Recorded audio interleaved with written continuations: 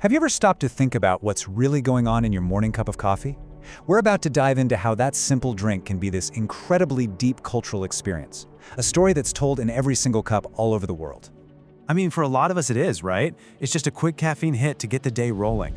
But what if that cup was holding something more? Like a story, a really old tradition, or even a connection to the people around you? So let's go on a little journey. We're going to see how one simple coffee bean can carry all the weight of history, of spirituality, and of hospitality in so many different cultures. Our journey has to start in Africa, right? I mean, it's the birthplace of coffee. And here, the bean is tied to something way deeper than just waking you up in the morning. Okay, so this is definitely not your drive-through cup. The Buna is a total sensory experience. It all starts with roasting raw green beans over an open flame, and the whole room just fills with this incredible rich smell. Then the beans are ground by hand and brewed in this traditional clay pot called a Jebena. It's this slow, really deliberate process that's meant to be shared with people you care about. But here's what's so cool, the way it's structured. You don't just get one cup, you get three. The first one, Abol, is the strongest, and it's all about just pure pleasure. The second, Tona, is for thinking, for contemplation. And the last one, Baraka, is the blessing. Each cup gets a little weaker, but the meaning just gets deeper and deeper. It's just beautiful. Now let's hop over to Senegal, where coffee becomes a straight-up act of devotion. This is Café Touba. It's named after the holy city of Touba and is super connected to the Islamic Murid Brotherhood. Its founder, Sheikh Ahmadou Bamba, brought it back with him from exile way back in 1902, and not just as a drink, but as something to help with prayer.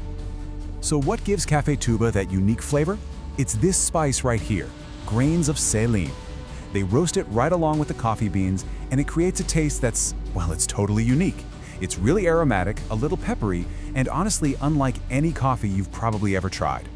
So you see, this isn't just about how it tastes. For the Murid Brotherhood, this specific blend of spices in the coffee is actually believed to help you focus and go deeper into your spiritual practice. The coffee itself kind of becomes a tool for connection.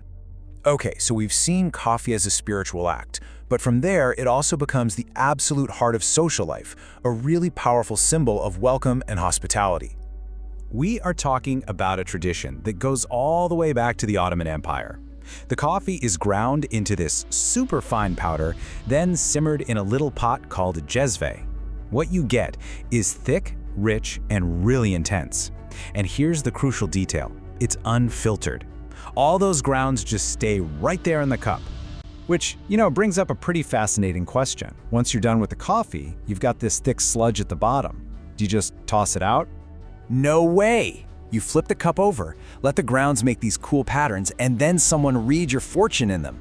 It's such a brilliant example of how a simple drink can spark conversation, closeness, and, a little bit of playful magic.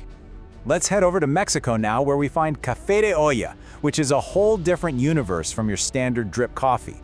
It's slowly simmered, not brewed, with a cinnamon stick and this unrefined cane sugar called piloncillo, and it's all done in a clay pot, the olla de barro, which adds this wonderful, subtle, earthy flavor. It is truly a warm hug in a mug. All right, now for some traditions that are, well, they're truly surprising. This is where you see some incredible cultural creativity when it comes to coffee. You ready for this? Yep, you read that right. Our first stop takes us to a place where cheese isn't for the appetizer plate. It's for the coffee cup. So, this is Kaffeeost, or coffee cheese. Here's how it works. They drop these little cubes of a mild, kind of squeaky cheese right into a cup of hot coffee. First, you drink the coffee. And then, this is the best part, you get to eat the warm, softened, coffee-infused cheese with a spoon. It's a snack and a drink all in one. Okay, if you thought cheese was a little out there, just hold on. For our next mind-bending combo, we're heading to Southeast Asia. This is Vietnamese Egg Coffee, or Café Chung. And get this, it was invented out of necessity back in the 1940s when fresh milk was hard to come by. Some bartender had this genius idea to whip egg yolks with condensed milk to make a creamy topping for coffee. And the result? It's this unbelievably rich, velvety treat that people say tastes like liquid tiramisu. It is pure genius. Wow, okay. After that whirlwind tour of ceremonies, spices, cheese, and eggs, let's kind of bring it all back home and think about what this all really means. What it all really boils down to is this. From the hours-long Buna ceremony in Ethiopia to a quick shot of espresso in Italy, coffee is just so much more than a product. It's a vehicle for human connection, it's a reflection of history, and it's about the simple, pure joy of sharing a moment with someone else. So next time you make your morning cup, just take a second. Is it a quiet moment of reflection for you? A shared routine with someone? What story is your coffee telling? Thanks for joining me on this little journey through a world in a cup.